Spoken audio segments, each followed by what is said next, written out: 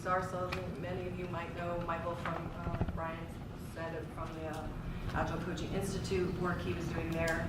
And I want to give you a little bit about my background as well, pretty briefly, just to give you context around that and why we started Transformation. So, what we're all about. well, I could do that. Okay, go ahead. You want to? Sure. And so we're going to introduce each other. Michele has been in the Agile space since about 2005. And she's done work on large-scale transformations that entire time. She's worked for a lot of big companies that you know, both clients and Agile consulting companies. She started an Agile consulting practice in a really large company, which is what was part of what drew me to her in terms of wanting to start a transformation and consultancy. That she started the practice. So I hadn't started the consulting practice. She has a background in organization behavior, organization development, change management, coaching, and really importantly to me, she was a line manager before she did any of that. She had an organization of 100 people that reported to her, and she did things that you really want your Agile manager to do, which is to create a culture that's different from the rest, whereas the rest of the organization was people didn't really like it all that much. It was a call center. They all wanted to come work for her. You know, that's what we want in a leader, is somebody that people want to follow. And that can create a space that's different. And that's what she was in. She's become, I've been writing a book for a long time called, some of you have grown tired. God himself has grown tired and waiting for my book, is what I've had a revelation just the other minute. It used to be called Coaching the Agile Enterprise, and now it's called Transformation. And Michele is my co-author on that because she's become a collaborator in the deepest sense of that word in creating this framework. Thank you. So, Michael.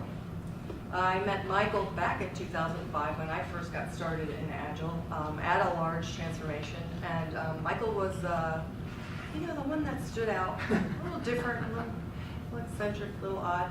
But he was bringing thinking to the Agile space, and I was looking really kind of like a sponge, because I was pretty new, you know, so I was like a sponge trying to look at all these Agile coaches out there, like what do I like from this, what do I like from that, and just kind of taking it all in, just absorbing and observing and watching a lot. And I learned a lot because we were on a large transformation that had probably 20-something clients. I mean, coaches on that client. So, you know, I got to see a lot of who are the thought leaders in Agile today. Many who have started their own companies, they're all branched out, they're all writing books, you know. So I was really fortunate to get exposed to that early on. And so I met Michael, and I liked the way he brought different thinking into the Agile space, because the one thing that I've seen over all of these years is that we need to bring different thinking in. It's because we need the leadership development thinking, we need the organizational change thinking, and Michael was early on bringing that type of thinking, the integral thinking. So Michael was talking integral before anybody was really talking integral. And so I was really drawn to his way of being as a coach.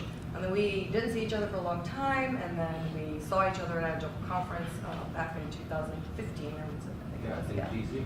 And really started talking, and I was going through all these transformations, and kind of the title is, you know, hitting your head against a wall, literally feeling like my head was hurting from banging my head against a wall from so many tough Agile transformations, and wondering, how do we need to do this differently, and just feeling a sense of purpose around that.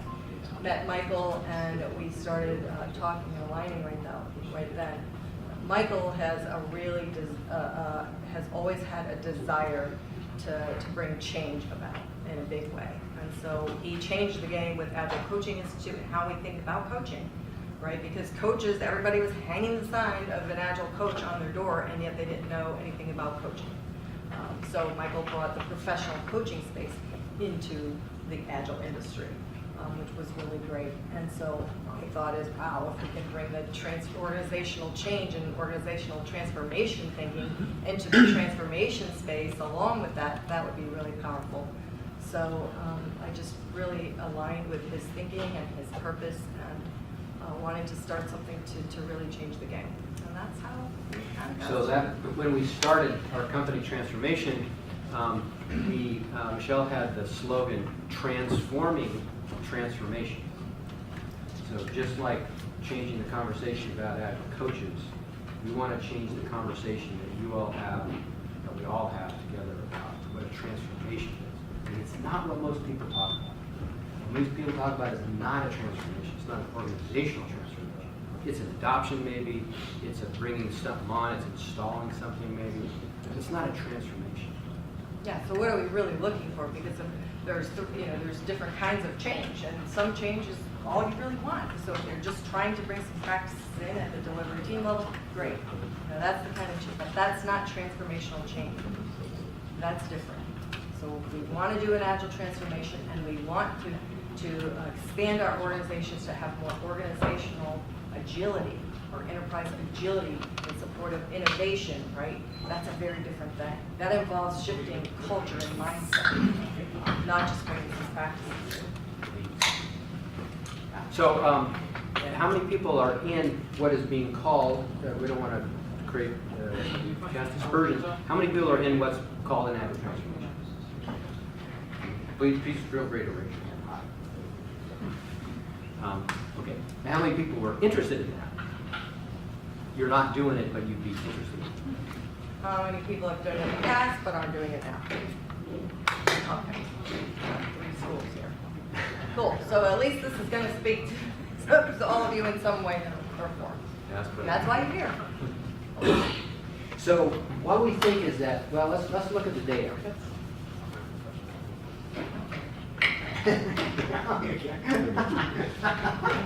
I get it once. I So how many people have looked at the State of Agile survey by version 1 before? So it looks like this every year, right? It does. At the top is company philosophy or culture at odds with, it's not even this specific before, but at odds with Agile core values. Right. Now they're talking also about scaling Agile, right? In terms of how do you scale Agile? How do you get to a more to more organizational agility, right? To a bigger. So now we're up to 63%.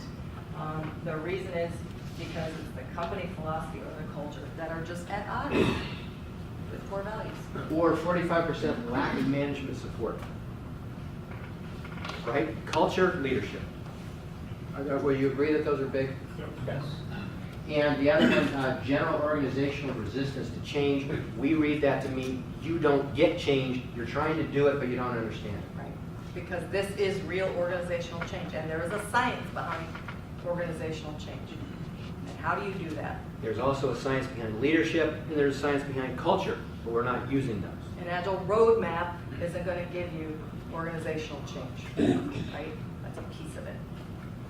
So if you take the new thinking of Agile practices, because it is new thinking, there's no question about it, and you put it in soil, that's the same old thinking. What's going to happen?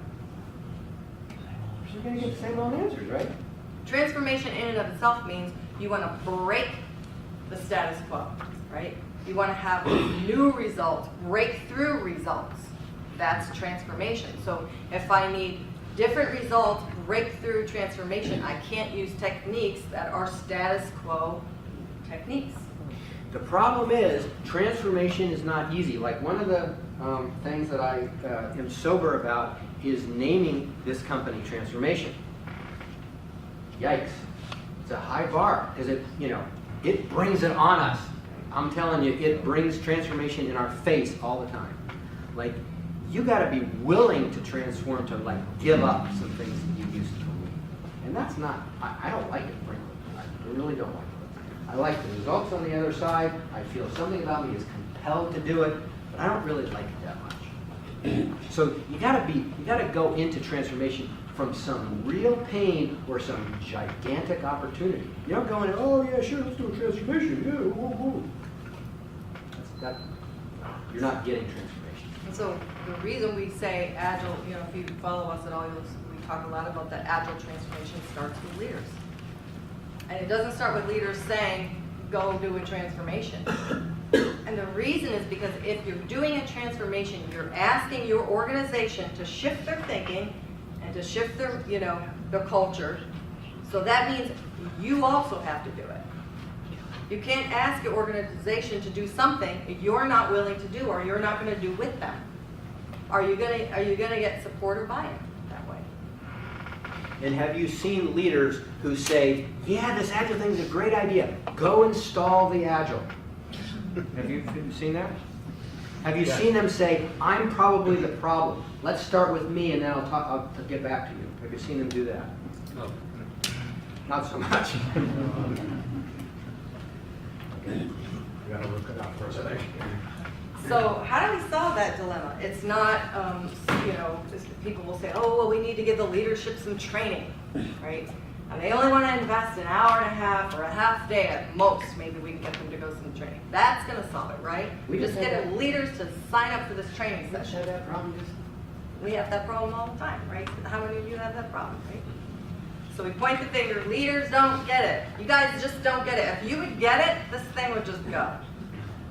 So we've got, this model has 4 sections to it, practices and behaviors over there, and organization structure, architecture's over there, and leadership's here and culture's there.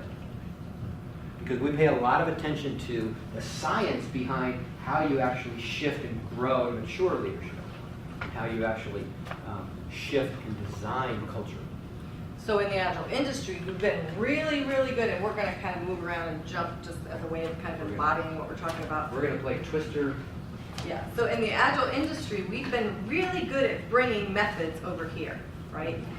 Scrum, Kanban, all great practices and methods. We've been great at it. And then in most, years of recent frameworks, how we can scale. So we've got SAFe and LESS and DAD. We've been really good at bringing methods that we know will work if you just do them correctly, right? They'll just work. They're good. They're researched, proven methods. We're really good at that. What we haven't been so good at is bringing in methods that are scientific, research, proven ways of shifting culture and mindset. We have plenty of lectures about what people should do over here, don't we? We know how to tell them what they should do, but that's not the same as helping them be able to. They have to have the capacity to. So you might be using a change model like ADCAR or Cotter or something like that, right? Pretty high level. And it says on there somewhere, you've got to deal with culture. And I've been in these consulting companies where they're like, they'll put it out there, it's part of their playbook, part of the whole thing, yes, culture. And then in the back room, I'm going, okay, guys, but what are we doing for this culture, piece of it? They're like, good point. I'm not really sure how we actually go about and do that. But we know we need to do it, so we need to say it, and we need to talk about it, and we need to, think about it. How do we actually do it? Okay, so our approach is to bring that science and that discipline, that methodology, especially in the leadership and culture side. We don't discount the practice and behavior and the structure. You've got to do that too, but this is less well known, so we're going to be talking about that. So, to just give you a little context, think of this as a meta framework. Take the pictures for me. Think of this as a meta framework, right? So it's like a wrapper around things that you could put in here or use or tools. It's a way to, a big picture view of how to map things. You could put anything inside of here in each quadrant. But this is a way to think, it's a systems thinking tool, is what it is. So you can put, for instance, situations in here, and we will do that, or you could put other frameworks in here. You could put SAFe in here, you could put Scrum in here, you could put LESS in here, you could put lean thinking in here, and we will do a little bit of that. But the idea is that it's a holistic framework, and you're not leaving out the different methodologies that you need to think about, thinking about them all. So we're not going to go over all the detailed words. We could just sort of mentally blow them away. Don't pay any attention to them. What we want to orient you to is that on the right-hand side, you have things that are measurable and tangible. On the left-hand side, you have things that are have depth to them or meaning, and they are not measurable. They are intangible. Or subjective. And at the top, you have things that are individual. This is the individual perspective, and at the bottom, it's a collective perspective. Because collective and individual things are different. Collective things have emergent properties to them that individual don't, you see. So this was, a guy named Ken Wilber invented this base thing, not this particular version of all this is ours, but of seeing the world as I, we, it, and its, or first person, second person, and third person, because that was his analysis of all the world's knowledge is either from a first person or a second person or a third person perspective. And that's a lot of times why people argue with each other, is because one thinks the first person is right and the other person that thinks the third person is right. And he said, nah, come on. They're all right, they're just partially right. So how could we see the world integrally and work from all those points of view? Integral is actually a really big movement. We went to the European Integral Conference this year, and it was just hundreds of people, 600 people there. So this is the world is moving this way because we naturally want to think this way, right? Our organizations kind of stifle us a lot, and so the world is asking us, begging us to think differently. And so that's why these movements are coming about, the consciousness movement, the integral movement. So this may or may not make sense now. We're just trying to give you a little bit of a feel. We're going to go into detail. The other thing is that these things called altitudes, these concentric circles from amber to orange to green to teal, go from less complex to more complex. And they do that in each quadrant. Now the quadrant is not a place to be, it's a platform to look from. So I'm always looking at something in the middle, and I'm looking from an I perspective or a we perspective or an it or its perspective. From maybe an introspection to a measurement, empirical, to a systems thinking, tangible, to a energetic field, relationship space point of view. That's the methodologies that I use, for instance, in each. So they expand out, if you look from amber up to teal, they expand out and go wider because the higher the altitude, the higher the level, the more perspectives you're able to take. Because you've got a higher view and you can take the perspectives that you've had before that and include those. But now you've got more and more perspectives, the higher you go up. Okay, if this is a little fuzzy, that's fine, but is something just completely and utterly confusing to you right now? Okay, good. Center to edge, increasing complexity or abstractness or scope. Complexity. But that'll become clearer as we go through it. Okay. That's what we're going to mainly illustrate, actually, is what it's like to move from one level to the next.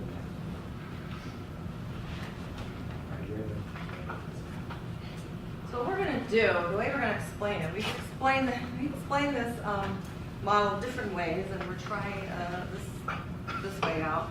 So we're going to start by orienting you around the altitudes. We'll start with amber. So if we start in the we quadrant, the we quadrant is about organizational culture and relationships. Right? So if we're standing in conformist amber, kind of what the word says is conformist amber. So conformist amber, this is a way of valuing things together. So we value certainty, we value control, we value the ability to scale things up to do bigger things than we used to be able to do. Predictability, we value predictability. We know what we want, and we know what our function is in it, and we know how everyone should play in this, and that's what we like. We don't like the unknown, we don't want to risk things, we really like to just have our predictability and our job and know what we do. And so we don't really care much for individuality. We put on, when we go into work, we put on a uniform, either literally or psychologically. put on a social mask, we call it, because we don't need to be seen as an individual. We're just our rank, like the military. We're just a soldier. So think about, we talk about in terms of adult development, socialized mind.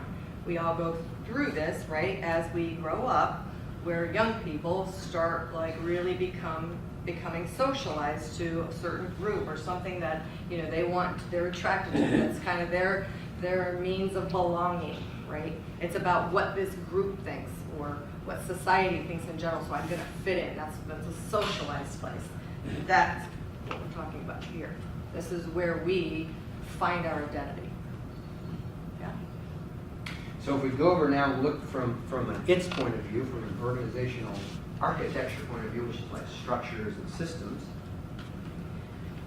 now we're looking at, so if you value the world that way, certainty, discipline, order, whatever, then you're going to arrange yourselves, pretty logically, into a hierarchy, where you have this person's above this person's above this person's above this person.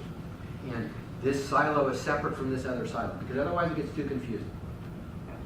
So I know who to go to, because it's in the org structure, to get answers. And I like that. I want to know, just tell me what I'm supposed to do, give me my answers, I know exactly who to go to. Now, this is what enabled people to conquer the world with their army, is a structure like this. You know, if you think what comes before it, we don't talk about it because it's not relevant in modern organizations particularly, but red is like Genghis Khan. It's just a horde where you're loyal only to one person, or maybe the leader of your troop or whatever, and everybody's fighting each other for control of that. Mafia, right? Yeah, the mafia. Exactly. So So this is what this we is- call a pre-modern structure, because we're in the quadrant of organizational architecture, which is about the structures and the systems that comprise your organizations. So now you're taking that viewpoint, you're looking at it from that viewpoint. Right? Anybody have this kind of This very sounds familiar in your hierarchical organization. structure in an organization that you've worked for in the past or now? That's sure. I'm agree here. How does Agile play in this? Not very well. Not very well. Enough. That's, as well as the Prussian army against Napoleon. Great. So if we come over to practices and behavior, to it, and if we think about how we create products here, you know, we call it process-centric. We create products by the book. We create products by the manual that the experts that were, you know, product designers created for us, and we just follow the rules. And that's not unreasonable on a certain level. 100 years ago, it was really reasonable. This is my specific job. I don't necessarily know much about the customer, who even the customer is, but I know this is the role I play, the function I play when we're creating a product. Right? So That's it. you see how disparate this is. I mean, if you tried to introduce Agile there, would it hit the wall? Yeah. Probably pretty soon, right?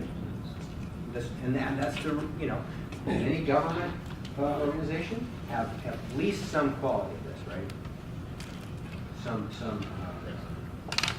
And many of our organizations, Fortune 500 organizations, still have a lot of that in it, right? That's why you hear, now we're jumping over here into thinking, right, mindset. You hear, this is how we do it, this is how we've always done it, and no, we can't do anything else, right? It's that, this is how we do it. So here, the science is different developmental levels. In I especially, these are invariant. You don't skip between levels. You don't skip from amber to green. You go in order. And some people don't stay at a given level. So the reactive level is also called the problem reacting. It's oriented toward problems. It's oriented toward creating or getting rid of problems, especially the symptoms of problems that create anxiety and emotion. It's driven by anxiety. It's what firefighters always do. But that's not just like a kind of a unfortunate thing that some people do. That's deeply rooted in their internal operating system. It's actually a negative feedback loop structure that can't do anything but maintain status quo. That's just what it's designed to do, and so that's what it does. Well, and that's what it's always does. So all of us are there for a while because that's how we get good at something. So, right, so we're developing, we're younger, we get really good at something, and then we start using certain strategies to solve problems. Now that works for simple or complicated strategies or problems, but it doesn't work for complex problems. So we get stuck in this, problem reactive, or we use reactive tendencies, which are the things that we know to do, that we always do in a time of stress. Or Michael was saying when there's a problem and there's a threat, right? So we just jump to that way of operating because that's all we know. We haven't moved past that yet. We don't see another perspective yet. We haven't seen that. You see how that mindset then reinforces all the other pieces of being Amber. Does that make sense? So if you're in this world, if you're seeing the world from an Amber point of view, Agile is going to be really hard. Agile is probably going to be impossible if you really are in the Amber world. You might go through the motions. You might call what you do a stand-up. It's just not going to be a stand-up.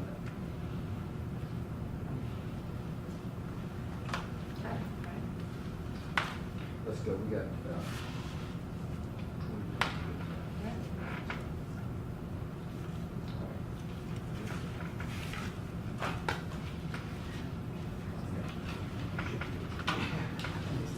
I don't know, it doesn't want to work for me. It's just like you. I don't know. Maybe the battery's dying. Nope. Okay, so we're moving to orange. Okay, starting in culture. Everybody tracking this so far? So what we're going to do is we're going to go through this just once around for you, and then we're going to have you guys try something. Okay, so there is some activity that's about to come. All right. And so we want you to also start looking for where's my organization. It might have aspects of any of these, but it's going to have a center of gravity. Almost certainly. Most of it has a main way of thinking. And there are going to be pockets, probably, of amber, orange, and green, and even teal. There's some people in there that are thinking this way. So there's going to be pockets, but as Michael said, there's usually a center of gravity. All right? Just for my own edification and make sure we're on the same wavelength on definitions, could you define complexity and complicated and how they're actually different? Complicated is a Ferrari engine. Okay. Complex is a rainforest. Yeah. If you know enough, you could disassemble and reassemble a Ferrari engine. No amount of knowledge will help you save a rainforest necessarily. There's too many interactive variables that you don't know what's going to happen. That create emergent conditions that you don't know. It's too difficult to handle. Yeah. Complexity is a lot about emergent behavior, emergent complex systems that are going to happen as a result of the interactions and technology and the way technology is changing so fast. So we are in a complex world now. We are not in a complicated world anymore. And people 100 years ago were not in a complex world from many points of view. From some point of view, maybe they were, but from a business point of view, not at all. The world could be treated as complicated successfully. Which is why, that's the constant, if you're on LinkedIn, you see constant articles about this, because leaders know, oh my God, that they're kicking them out the door in 2 years or less because, they got to hurry up and change this, organization around, innovate, whatever, because of the complexity of the world. Is that? Oh, yeah. Okay, cool. Excuse me. So complicated, I could say deterministic. Yes. That wouldn't be the main feature I picked up there, but I don't think that's Could be that. complexity is definitely not. Okay. Achievement orange. Achievement orange. Well, achievement orange, why you would make the move. So what happens is evolution happens over time, right? So the move was made from conformist amber to achievement orange because people started saying, you know what, I'm just kind of tired of being a cog in the wheel. Like, I have ideas, I'd like to achieve, I'd like to accomplish things that, matter to me a little bit more. So people got tired of that. They wanted more. So that's how we started the move into achievement orange, where now things are about achieving results. We want to accomplish our goals. We want to innovate. We want to create new stuff. We want to get something done. You know, here I had all these ideas, but they were stifled. Like I couldn't tell nobody would listen because that's not your job. Now I can actually, as long as it, you know, meets the requirements of the goal the organization is after, I can bring my ideas to the table. This is where innovation started happening. Innovation, accountability, the idea of meritocracy. In Amber, I move up because of my seniority. If I pay my dues and I stay there for 20 years, sorry, dude, if you've only worked here 5 years, forget about it. I've been here 20 years. Whereas in Achievement Orange, that's not true. What have you accomplished lately? Right. That's what counts. Then the unhealthy version is you're only as good as your last sale, right? You know, that whole mentality, like, you know, achieve or that's it. So the unhealthy version of this is literally, you know, so competitive that you would step over who you have to step over to climb that corporate ladder. Get a little right? greedy. We get transactional with people. Right? All right. So we move over into the ITS quadrant, organizational architecture. So modern architecture, if you value results and goal attainment and whatever, then you're not going to organize just by silos, because that's not how work gets done. Work gets done in many organizations through projects. So you're going to have a matrix organization that, you know, optimizes project managers and project management and getting stuff done through projects. And so you're going to put that on top of the functional silos. You might emphasize that more, you might emphasize it less, because you're still coming from Amber, you still got that structure that developed usually. You probably would not start an organization that way, but there's not many orange organizations starting that now. So most of our modern organizations that are orange are very project-based, not product-based, right? We're trying to, in Agile, we're trying to move them to more product-based structures. The performance management system here, because that's policies and stuff that are its thing. Performance management is going to be individually oriented. It's going to be competition oriented. It's going to be what did you do, not what did your team do. That's just the way that Orange thinks. So when you keep this kind of structure in place, what did you do? Makes it very difficult to bring in agile practices, right? Where it's more about the team and that's the wall that we hit, the rub that we feel. You felt that rub, haven't you? Sure. Okay, so we go up into ITS, we're at what we call goal-centric. Now this is totally focused on the product. So this is waterfall. You know, this is scope, schedule, and budget. I've got a plan, I'm going to achieve the plan, because that's what we do. We predict how things are going to go. We manage how things are going to go, because that's how we achieve goals. So that's how we're going to develop our products. Customer, they're sort of on the side. It's not that we don't care about the customer at all, but that's, you know, mainly scope, schedule, budget. All right, and we move into the leadership and mindset quadrant again. We're in the orange. In the orange, we're moving. This isn't mapped exactly because this evolution thing, but we're moving from a less reactive to more outcome creating. So less problem reacting to more outcome creating. So we're moving from that socialized mindset to a self-offering mindset where I have a purpose in this, right? I play a part in this. I want to create outcomes that matter to me too, right? And I'm moving from tactical oriented and telling people what to do to more strategic oriented and letting people figure out what to do as long as they achieve the goal. I care about the goals now and goal attainment, not so much about how to do it. So in my organization, I might say, okay, I'll give you some autonomy, but if you don't, you know, achieve the next, you know, the sprint for some people who are really stretching it here, you know, then, you know, we're going back to the old ways, right? It's very still, I'm not sure I'm playing, I'm moving up, I realize there's value here, okay? Is this still, are we still good? Is this sounding familiar now? The orange, this is the orange worldview. Is it resonant? How many people work in companies like this? Yeah. I think most of you were raising hands, but I'm not wrong, or I am wrong. You did. All right, so we're gonna hit the green now. Nope. Did you purposely leave out a word to describe the reactive transition?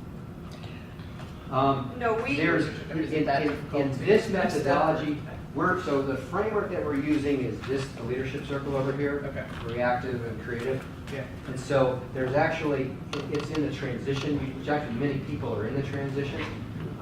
They don't label it. Okay. Bill Joyner labels it as expert achiever, catalyst achiever. Okay.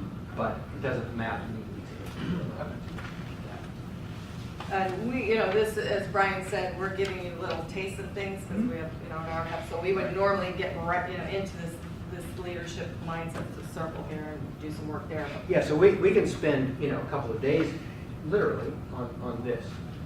But we're just, and you could put, this is a meta framework, remember, so you could put a different leadership methodology here. There's nothing that's right about this. It happens to be the one that we use because it makes sense to us and we get results from it. But it's not the only possibility. all right, so now we're moving to green. So we start in the culture quadrant in green, pluralistic green. So how do you move from, switch. How do you move, why do people move from orange to green? Why did society do that? Well, we got tired of being told what to do, and we can't, take everybody's perspective, the goal side and the process side and the meeting numbers and all that was all people cared about, the corporate rat race, whatever, same thing. And now that doesn't mean so much to us anymore. I really like, we're people here, right? What about the human side of this? Some of these are my friends, right? So why don't we hear more perspectives? Why can't we have more decision making by consensus, right? So that's what's starting to happen with pluralistic green. It's that move from being really desiring and wanting to move out of that competitive, just process side of things to human side of things. So you're starting to sense agile values. Agile are very green values. Yeah, so agile, we collaborate, we want face-to-face communication, right? We want those things. So agile is coming in, and it literally, when we bring it in, whether the organization is amber or orange, we're going, wherever you are in all four of these quadrants, we're pushing you over here, right? That's what agile is trying to shift up where our organizations are. And from one point of view, that's great, and from another point of view, that's naive. Because that's not the way it works. That's not the way change works or growth happens. If I go over to structure, postmodern, I'm going to have a flat organization, right? If I value inclusiveness and consensus and whatever, I'm not going to have a bunch of layers. That doesn't make any sense. So I'm going to have a flat organization structure. I'm not even going to want people to be managers. I'm not going to like that title anymore. I'm going to, think about all kind of tricky workaround titles for managers. Make sense? Then we would jump into the practices and behavior, the IT quadrant. Now we're getting more customer-centric, and of course Agile is this. We're bringing in the product owner. You need to, show something to the customer every couple of weeks. So we're pushing our organization from focus on the product to now let's focus on the customer. Lean startup, all those things. This is where we're trying to push organizations. Broader perspectives. Now we don't forget the fact that we still have scope, schedule, budget. We don't forget the fact that we still have processes we're using. They're different processes, but we still have processes, right? We don't lose all that from before, but now we're expanding more. Now our centrical focus is the customer. Okay? And then if we come over to leadership mindset, we have this thing called the creative. Don't be confused that has anything to do with artistically or creative solutions per se. It has to do with creating outcomes, outcome creation. And it's a different operating system. So reactive was a negative feedback loop driven by anxiety. Creative outcome creating is a positive feedback loop driven by passion, by vision. So when I'm in reactive down here in amber, what matters is outputs, right? When I'm in orange, what matters is outcomes, right? When I'm in green, what matters is outcomes that matter to me And to us. and to us, right? So you see how it's getting bigger picture. That's the sense of less complex to more complex. So taking more into account. Because we have to, to create outcomes that matter to us, we have to know us. Not just me. We have to know what other people think about us. All right, we're gonna take it to Teal, and then we're gonna start getting into the diagnosis. Okay. Maybe so as I'm listening to you, I'm thinking, why does it, if the organization changes on its own, or moving outward in the diagram, I'm wondering why. Why does an organization move from being goal-centered to customer-centered? I don't think I've heard you talk about that. Maybe you don't need to. Is that just a question to put aside? Well, because society, the world is changing that way, right? So customers want more, the way we were creating products and putting it out there, using like a waterfall, for instance, is, we would spend all this time, getting requirements and doing all that, and then deliver something that the customer never wanted. So technology is moving faster, we're in complexity, so complexity forces us to start thinking about the customer more in the creation of the products. Because we were losing sight of the customer, and then we're delivering stuff, and you can't do that anymore or you're out of business. So can I go from the center to the edge, and in each quadrant I would find that complexity is driving an organization to move from one Yes. level up? Yes. Yes. Okay. These are all adaptive systems in us, or our structures that are corresponding to environmental conditions. The problem is that the environmental conditions evolve faster than we do a lot of times. And so then where Carolyn's is going to go. What I'm worried about. We find ourselves in over our head, is what we say. Anybody find themselves in over their head? What think their leaders are? We all are. In over your head, drowning, or in over your, oh, I'm not smart, oh, I don't have a confidence? I've never been here before, I'm not sure, no one's ever done this before, I'm not sure what to do.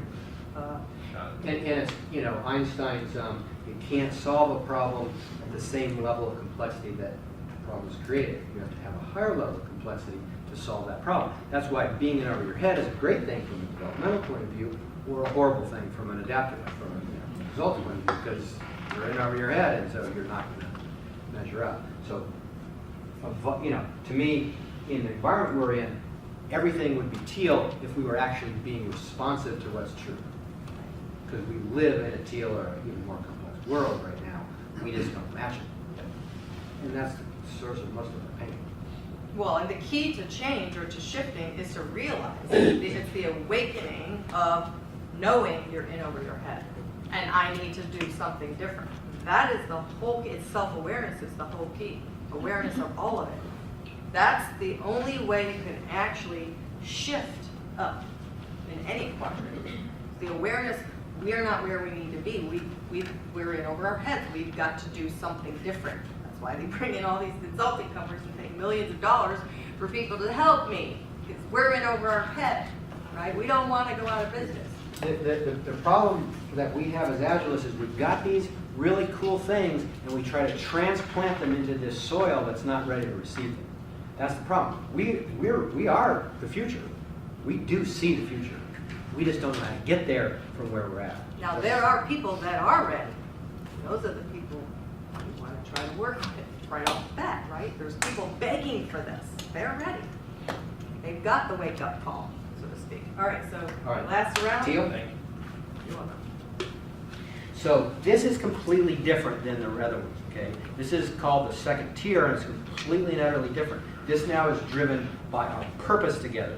At green, we had values that were important. Here we have purpose that drives everything we do, including how we get somewhere. So now we don't worry about consensus. We empower people that we hire. We think they're aligned with our purpose because their purpose is similar to our purpose. And we trust them to do what it takes. So they don't have to talk to everybody. They don't have to get permission from somebody. We're going to trust them to do what it takes. And we want them to talk to other people and get input, but not to be hamstrung and wait for everybody to agree. That's going to take forever. These are purpose-driven organizations, so even though it may not be they're not necessarily a nonprofit, for a sole purpose, but they realize they play a part in society for changing the world. So we visited an organization recently. It's a mortgage. Their basic business was mortgage, but they are society-driven because they're changing the way their whole society thinks about things.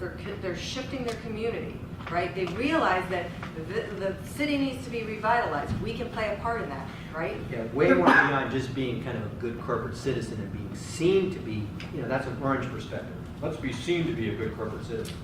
A green perspective is we really want to, and a teal perspective is we're just going to change stuff. Right. How do I, as an organization, change, the whole game of, equality? Organizations have a responsibility for that. That's who's going to change it, right? That's more evolutionary teal. I'm not just in this to make money, right? Orange wants to treat things as externalities. That's why orange wants pollution to be somebody else's problem. Hello, you created that pollution, so you should be financially responsible. That's good economics from a teal point of view. But no, orange wants to treat it as an externality, it's called, which is outside of its scope. Well, that drives up profits, but it doesn't help the planet. So if you want to be a teal organization, you're probably going to change your hiring practices. You're going to take your time. Like some organizations I've gone and worked for, it's like 6, 7, 8 interviews because they want to make sure you're a culture fit, right? That's what we're talking about, culture. From architecture. So this term about meta-modern, don't worry about that. But it's an adaptive structure, so now I'm not going to be pure, say, flat. I might have leaders, but I'm not going to have a hierarchy, or not going to have a silo or anything like that. I'm going to be adaptive to what the situation needs. Sometimes you need a team leader. Sometimes you need an area leader. But the organization is going to shift somewhat depending on what we're working on or what the environmental conditions are, what the economic conditions are, who we have, staff. This is my interval. Okay, we move to practices. We're talking about teal or things I was just mentioning, like society-centric. So we're focused more than just our organization. We actually look out and we look into society. So what are the things that we do, the practices, the behaviors, what are the things we do that actually show that we're society-centric? This is something that we try to do at Transformation in that we are not looking for all the transformation business. That's not our goal in the least. Our goal is to change the industry. Our goal is to change how everybody thinks about transformation. We want to be a model of that, but we want to train everybody and shift everybody's mindset to do that, not just do that ourselves. Okay, so that's the kind of altitude tour. How we doing? Good? All right. Should we go over another couple of slides quick, or just go to the... So Well, I we mentioned, got it. yeah. So I mentioned in the beginning using this as a systems thinking tool. So if you're trying to develop your capability to have more, systems thinking, to look at, have a wider, broader view, and how do you get down and see where the problems, this is a really great way to do it without being, it's not really prescriptive, like we said earlier. And so we use this to take a problem, put it in the middle, and let's diagnose the situation from a full holistic viewpoint from all 4 quadrants. Because there's something about this in every challenge you look at, no doubt there's something going on in every quadrant. And we miss it because we have biases towards a quadrant. Because we like a specific quadrant or maybe 2, and we default go there. And most people, like we said earlier, are very comfortable on this external because it's things we can see, touch, check a box. We've done this. Oh yeah, so we're very comfortable here, but we're less comfortable with what the world likes to call the fluffy stuff, which is really not so fluffy. So, would it be fair to say that one quadrant drives the others at one level? For example, when we were at the lowest, it was basically the leadership quadrant that kept us moving down. And as you move up, it's the organizational culture, the quadrant that then drives all the other quadrants as well? Not exactly. I wouldn't say that. I would say that orange has a bias for the left-hand quadrants, for sure. It prioritizes them and it marginalizes the left-hand quadrants. Green prefers the left-hand quadrants and somewhat ignores the right-hand quadrants. Teal pays attention to all of them. That's what it means to be integral. Not so much that one drives.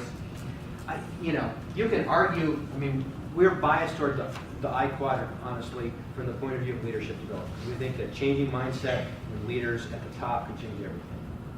But if they don't deal with the structures or the practices, ain't nothing going to change. So you can get your high level shift there to enable the others, if that makes sense. Yeah. So maybe when we start going through this, it'll also become a little more concrete. Yeah, is that good? Okay. So what we're going to do is we're going to give you a conflict. It's just a team level conflict. It's not going to be an organization conflict. Okay? And this conflict is something probably many of you have seen if you've been doing Agile. You have a tester and developer. They're in a stand-up. They're having this big old argument. But the tester wants to take a bug and he wants to put it in a bug tracking system and log it in there and do all that work. And the developer is telling him what an idiot he is and how that's not Agile, and I'm not going to do that. And there's no reason for that. We could fix this right away. It would only take us a little bit of time. Why are you trying to do that? And so they're in this stand-up, this daily scrum, and they're arguing about this. Okay, so that's our scenario. Okay, you've seen something like that, Okay. Seems like a simple enough thing. There's a lot going on here. All right, so we're going to go. Start with this one. All right. So I'm the tester, and I'm in this argument, and in my mind, I'm like, man, I really hate conflict. I don't know if I can express myself well enough. I don't want this. I hate this. I'm uncomfortable right now. He's not going to like me. My team is going to be mad at me for having this conflict right now. But I got to please my boss because my boss said I have to do this. And so I really need to make him understand somehow that I need to put this in the defect tracking system. And the developer is saying, that's the dumbest thing. I'm not going to do that because that's not what you do Agile. I know how to do Agile. That tester must be too dumb to know how to do Agile. I'm not. He's got to do it. That's just, or he's got to not do it. That's just ridiculous. I'm not gonna. Yeah, I know this is the right way to do it because this is the Agile. This is what's going on in the developer's mind. Right? Some of it might be coming out in the words they're saying to each other, but basically this is what's going on in the mindsets of the two. And very different mindsets, would you say? Yeah. And what's happening is both of their reactive is triggered. And when two people's reactive is triggered, guess what happens? You think it goes toward resolution or toward keeping the fight going? Keeps the thing going in its own way. So that's one aspect we could see from this point of view, is that both of their reactors are triggered. We see that the tester is what we call a complier, the developer is what we call a protector, and they're going to hook each other. And that's going to be hard. So these are strengths that create our self-identity. So in our developmental tool we use, leadership development, we use this one. We think about 3 different reactive tendencies. In those reactive tendencies, there are strengths that got us to where we are today. So if I'm a controller, I want to excel, I want to achieve. Many CEOs come from this place, right? They're very good at creating companies and achieving and being the best and winning. So that's been a strength for them their whole life. But they run over people in the process. They don't care about the body count. That's a deficit. At some point, that doesn't work anymore. Compliers are sort of the complement or the opposite. They like meeting, or they like being pleasing to people. They like belonging. They like being liked. They hate being disliked or being outside the pack. So they'll have a harder time making a decision or taking a stand for something because of that. And protectors like to be right, or like to be cut off from the debate or the conflict or whatever, either by being superior to it or by being just Criticizing in some way, yes. So these are the core ways of how we're using our reactive, our problem reacting we talked about earlier. That's what this is. This is the problem reacting we're doing, but it's coming from, as you see in the middle, it's coming from our identity, the things that we believe are true about ourselves. It's our self-identity. It's the things we believe, the stories that we made up, and what makes us good at something is this. So we're trying to do two things with this. We're trying to see or assess what's happening, and we're trying to think about what we might do from an intervention point of view. So this is already giving us some ideas. We're seeing that there's two reactives that are hooked. We're seeing how it is. We're thinking we could work with them in terms of their leadership development and maybe grow themselves. Okay. So the idea is we're looking in this quadrant and we're kind of seeing what's going on for them besides this outward fight that we see. What place are they coming from? Now, you're not going to be able to read their mindset, right? but this is, you're observing their behavior and you're kind of getting a sense for where are they coming from. I'm trying to differentiate controlling from protecting. So it's an example, because I kind of see a bit, because there you say the person dominates, but here the person feels superior. See, like, is there like a clear difference? Yeah, a protector is going to be, they're not going to be outwardly actually trying to control. They might seem controlling in terms of their mental attitude about it, but it's more, it might be loud, but it's not trying to take over the situation. Think It's of criticizing controlling, it or- yeah, think of controlling, it's more about your will, right? And think of protecting, it's more about your head, your mind, you know. The protector sees things and dislikes that they're out of whack with what they see. The controller feels things not getting done, and so they vote because they want things to get done. And the complier is more about your Okay, mind. could one be both? Yes, Yeah, oh yeah. But you're going to have a predominant style. Everybody has a go-to place, even if they have also some of the others. So sure. All right, so this is kind of what we're doing and what we're using in this quadrant to really diagnose what's going on in the mindset for this particular problem. Okay, if I go to practices and behavior, what do I see? One, these people are arguing in the stand-up. What? Shouldn't be having an argument in the stand-up, should you? Where's the Scrum Master? What the heck? Where's the team? Why don't they have agreements about this? Why isn't Steve saying anything? It's supposed to be an agile practice. This isn't right. Right? There's something to look at there. So why is this happening? What's going on? If we go here, Okay, so here, well, if we take a look at this in this situation, which we've already diagnosed. right, well, so we did some research and We we did some found out. research, and what we found out is that, oh my gosh, these people are reporting to do different managers, And guess what? The managers measure them in different ways. Huh. right? So, well, so why, now you start wondering, I wonder if these managers know that this problem exists. I wonder if anyone's ever told them, talked to them. You know, the tester is measured by how many defects that he tracks. Hello? Okay? You know, so what's the cause of this problem? For the structure, the way it's structured. Well, maybe, but it's also that they're, you know, having arguments and stand-ups, and it's also that they're both reactive. If they were creative, they would not be having that argument like that. They would be having a very different, more outcome-creating solution to this problem. It would be more of the win-win-win way of dealing with this. Have you actually dealt with that situation? Problem was over there when killed one of the managers? Kill one of the managers? Then you're going to have a different problem. You're going to have a legal problem. Testing manager we killed. The point is that there are different ways to start working on this problem. Maybe I can't change this right away, maybe I can, right? The point is, I don't ignore it, I see what I can do, I look into this, right? But maybe I can't go there first. So if I can't totally change the structure, how do I work on this? Or how do I work on this? Right? That's the point, that you can't miss that there's ways to start dealing with what you're seeing as a problem. That's true. Yep. If I look from a culture point of view, I'm probably in an achievement orange culture. Why? Because in a pluralistic green culture, I just probably wouldn't be having that argument that nasty kind of way. I just wouldn't, because, you know, we're going to value, we might want to, but we wouldn't. But if we valued people over that, then we would have more like conflict resolution. You know, that would be important to the organization. How do we deal with conflict? That wouldn't have just you know, these two people wouldn't continue to be a problem with each other, right?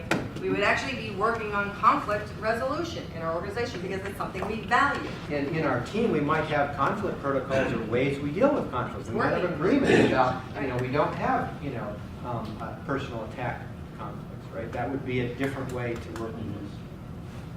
So, okay, so the point is, no one right way, lots of different possibilities that you see when you look at this way. So, now we want you to do the next You ready to do it? It's your turn. So, think of a problem right now. If you could take it up a notch to more enterprise, that'd be great. But if you've just got a team thing, just for the sake of practicing, get into triads maybe? Triads?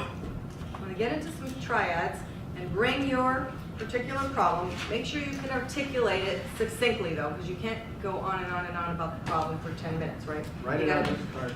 Write it on a card. You have an index card, okay? So write the problem on your index card. You're gonna take that problem and you're gonna stick it right here in the middle, like on our diagram was. You're gonna put it right in the middle, and then you are going to kind of coach each other, work with each other, help each other think. Like systematically walk through the quadrants And and we- think about that problem from each quadrant. We want people to imagine a little cross on the floor or something. Yeah. Somebody can use this, but not everybody can use this. But we really suggest you walk it, because it's different when you shift your body. And when you look from this perspective, it really changes something in how you. And here's one thing that we don't really have time to get into in this talk, but also would encourage you to think about your own reactiveness, like your own way of how am I potentially also hindering the progress based on my reactive tendencies, right? Because we're first the problem, always. So I can't take my organization further than I can go. So if I'm here and I'm seeing this particular problem, but I'm over down here, always in reactive, how am I going to ask people to be green, you know, agile, when my way of being is more reactive, right? So how am I potentially the problem? So as you're going around, just think about yourself and how you've been dealing with the situation, okay? And All right, for the folks on the live stream, you can try this at home if you like.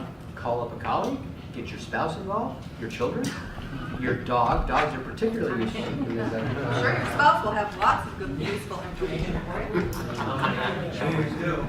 And we're going to come back and what do you think? Well, what time do we have right now?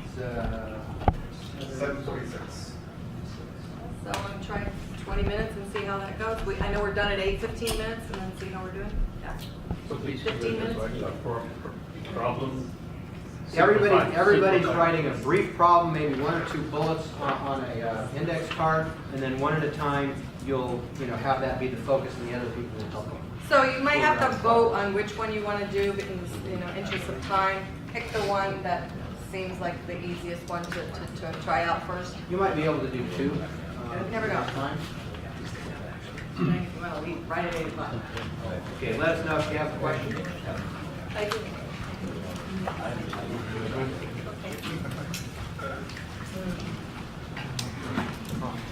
Hello. Are we working together? No problem. We don't have a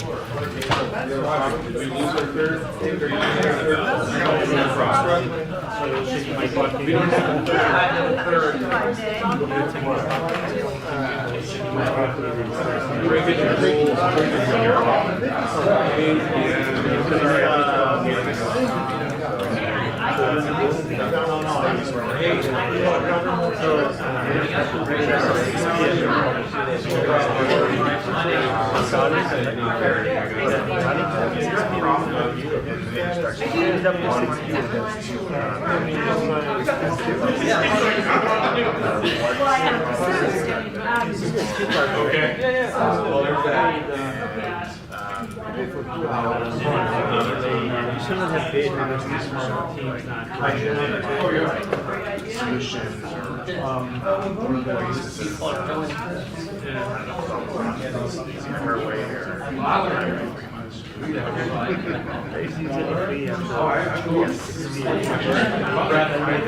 And she does it very well.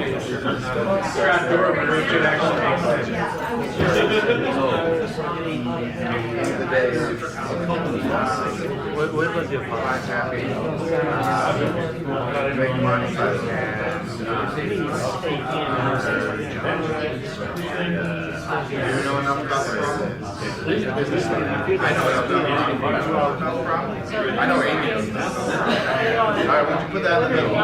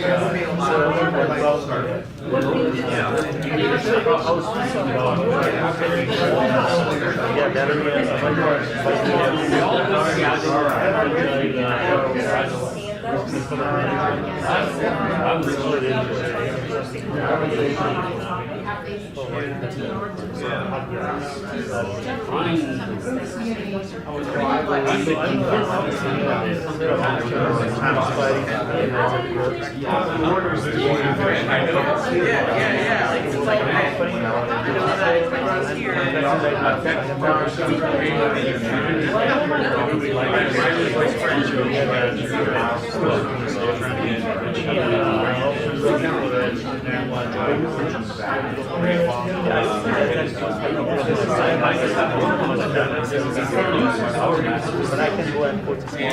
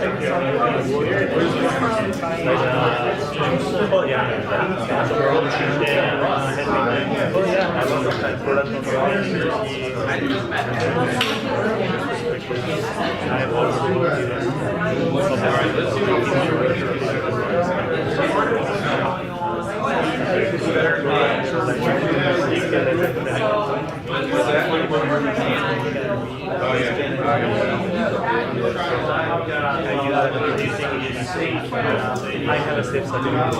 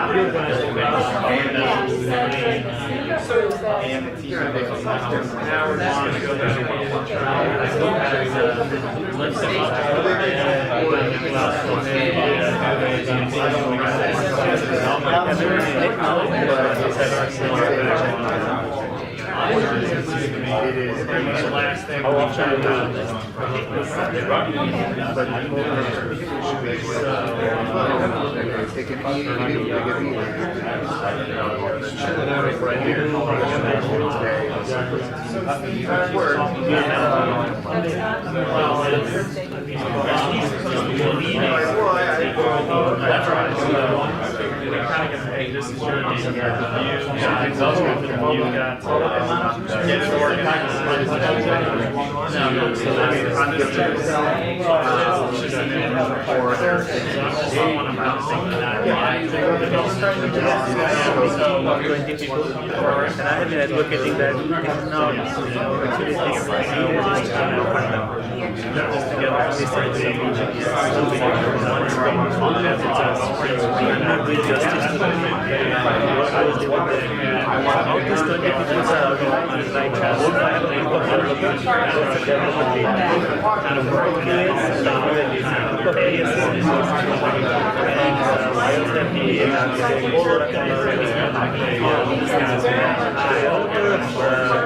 supervisors and likely on the job.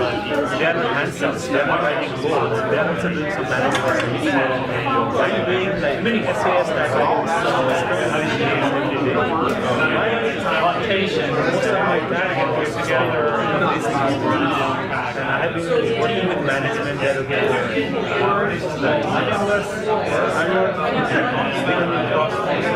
Helping each other.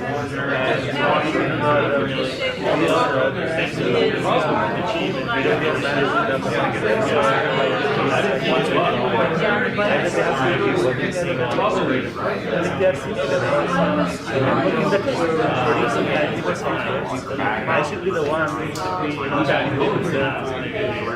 safe person, like a developer of system testing and all those things. We don't want to there's even with this space, I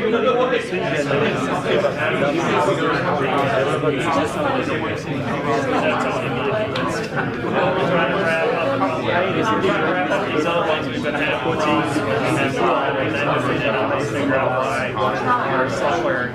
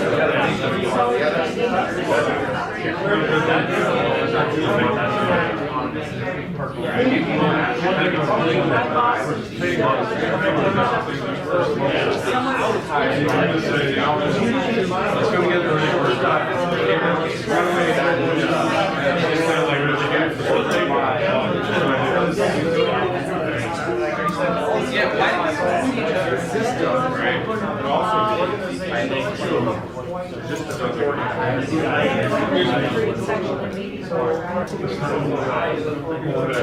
they the bunny trails? Technical name. Like that just means that, by the time we have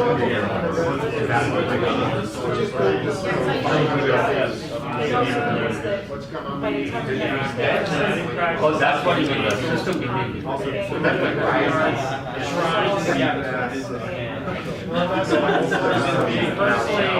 What I'm trying to be, but this is what oh, I see. I'm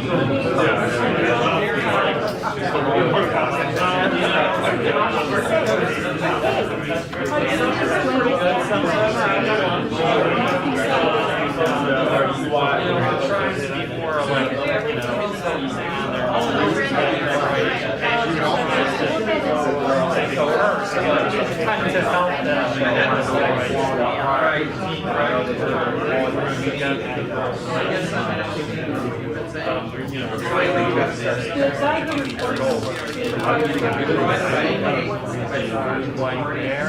I still think, go pick up something.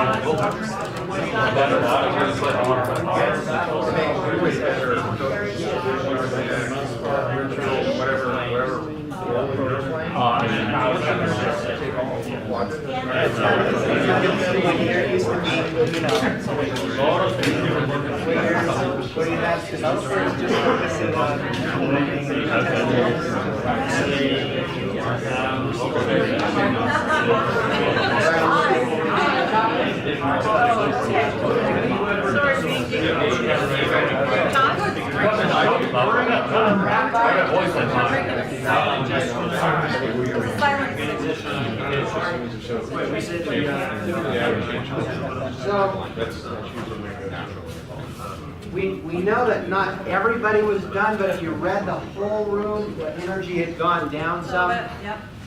Because some people are done, I think. So I'm sorry for those that were. Totally. 20 minutes. But you can always stay, I guess. What time do you have to get out of here by? 8:30 or sooner. Sounds like a milestone, man. So, anyone want to share, did you get any aha moments or any insights or anything anyone want to share their experience of that? Don't be shy. So our scenario, Amy, what words about? The scenario is that we have a technical manager who has, wants the team to do, a team of 4 people to do 6 tasks, complete them in 4 weeks, and he would like them to split out and each person take responsibility for a task. And he wants of course, wants it done actually because that's what we're supposed to do. So I found that this helped depersonalize the conversation, the Yeah. analysis. Great. diagnosis. That's a really That's good. important thing. Thank you for that. Yes, because so there's nothing wrong with being in a reactive developmental level. And for your adolescents, you pray to God that they get there. It's an accomplishment. It really is. And it doesn't work. There's a gap when we implement that in a corporate environment. In the corporations we work in now, 40 years ago, it was not a problem at all. Right now, it's a problem. But there's nothing wrong with people. We don't think that a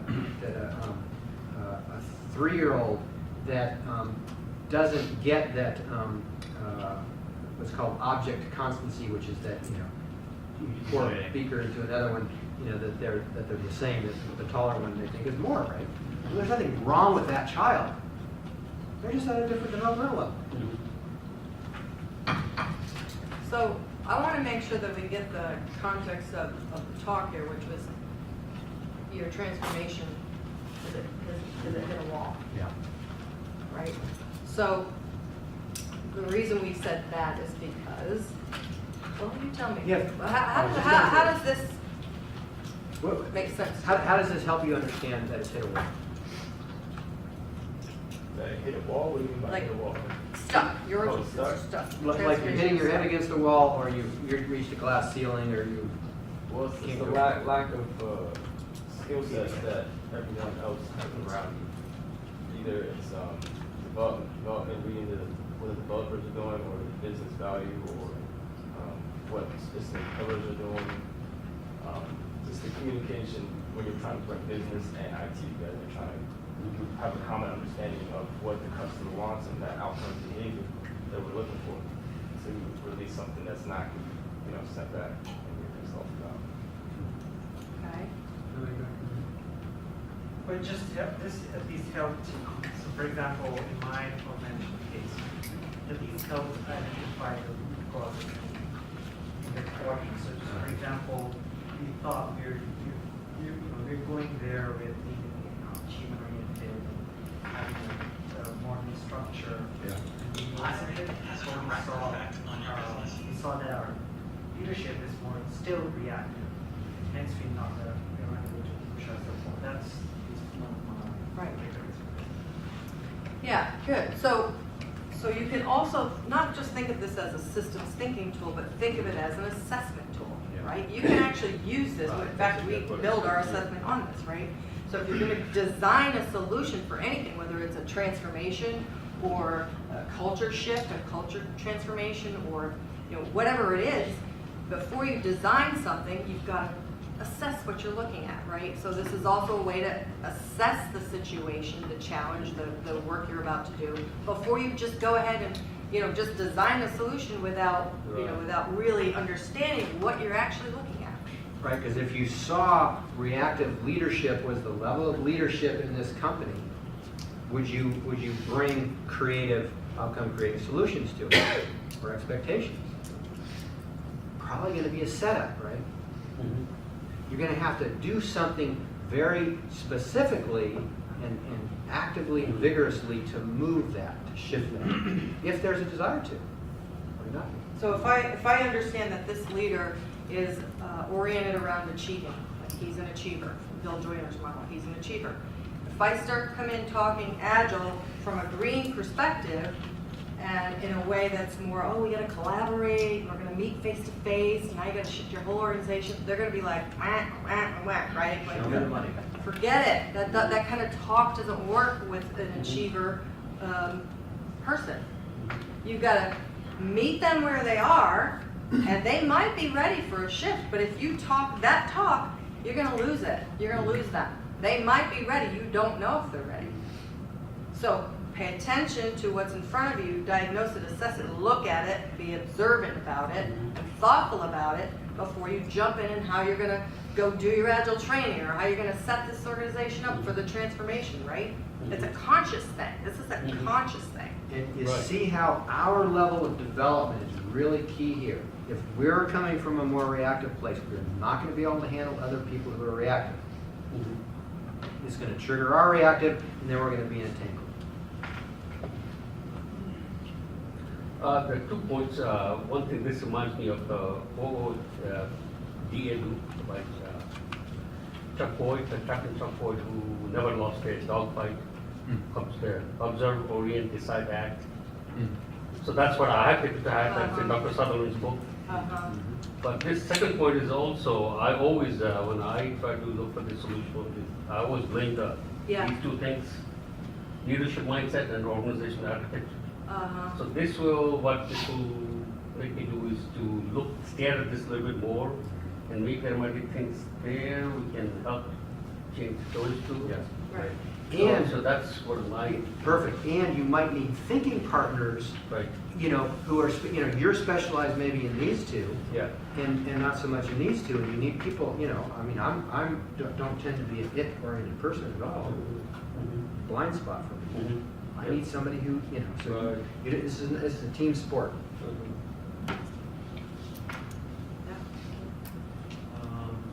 So you talk about what kind of person someone is with respect to this and meet them where they are and being conscious. So that implies the person needs to identify for themselves where they are on this. but I also think I am hearing that you're saying that as the coach, you recognize different people's types. Okay, but do you tell them what they are? So how do you deal with, everybody needs to know really what the situation is on one hand. On the other hand, maybe they don't have the knowledge to know what this situation is. So in a brief answer, this is something we go into a lot of detail in our Sure. workshop, right? Focus on that a lot, but no, I would just go in and tell them, Right. you're reactive and you're a Right. complier, right? That would not work, right? That would shit wall up immediately. Yeah. So, Yeah, that's it. but but I would recognize it for myself, and I would gauge how I'm going to work with this leader. Now for us, we go in an organization and we do this right off the bat. Which gives them data from this 360 instrument, which tells them that they are a controller or a complier. So you're recognizing this, they need to be self-aware, and that's an Yes. exercise to build That's- self-awareness yes. before you come to this Yes. conversation. Yes. So Okay. that might be part of that solution when you guys were coming up. Right. That for us, that's part of the solution. You need to see what your leadership culture is like you individually and collectively, right? So how can I expose that, in a way that's, that's not a confrontational type of, discussion. They see it from you, bring them to awareness through a non-confrontational tool or, Yep. way for them to see it. And so two things. One is change can only start from somebody wanting to on some level, but also change is motivated by pain. And you have to show them the pain sometimes. You have to show them the pain there. And that's a pain mirror. It's a really pain in the ass pain mirror. I've done it myself a couple times. It'll blow your mind out. So you've got to be motivated, but they come in and they say, we're not getting the results we want. The people are inviting you in because they want something different, don't they? Not because they want the status quo. Well, part of them does. Part of them doesn't. That's the way we are, right? We want things to be different. We don't want to do what we have to do to change it a lot of times. That's the human condition. But that doesn't mean that you have to do this, right? It's the awareness of what's important to this leader. Whether I get a chance to do that, because sometimes you just don't have that opportunity right off the bat. How am I going to start working with them? How am I going to talk to them? What are the data? Maybe they're interested in data. How am I going to bring useful data that matters to them? Leaders love data. Leaders love this kind of data because it tells them, and this is tied to both leadership effectiveness and organizational business results. It's not, just nice to be a better leader. It makes the difference in whether you have a successful organization or not. How many organizations have really flattened and come to this culture, and do we have data to prove that? To data to prove. Data to prove. This model and this mindset essentially. Yeah, that's why we say it's rooted in scientific place. Yeah, there's a lot of There's data. a lot of data. This has been done all over the world, and it's got almost close to 2 million raters in their system, and over 150,000 leaders that have been rated. So there's a lot of reason, and this whole model is built off all of the developmental research people out there, like Susan Cook-Reuter and Bill Joyner and Robert Keegan, and all those people. Their thinking is embedded into this model. So yeah. So the cool thing is that we're kind of at a great place in Agile where people are more ready now than ever.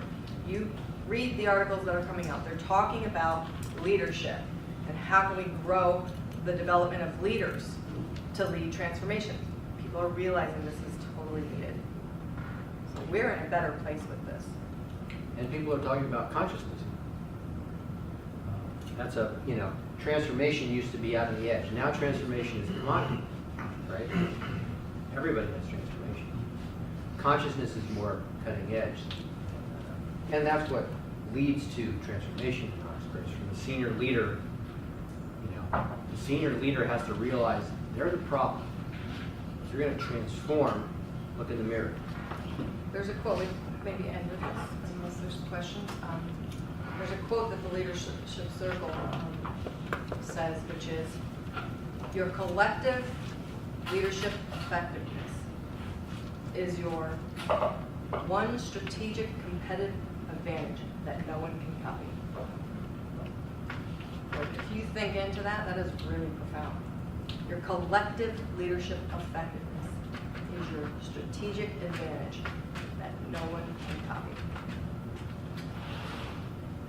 And you're in control of it. Cool. All right, any questions? Thank you very much for Thank you.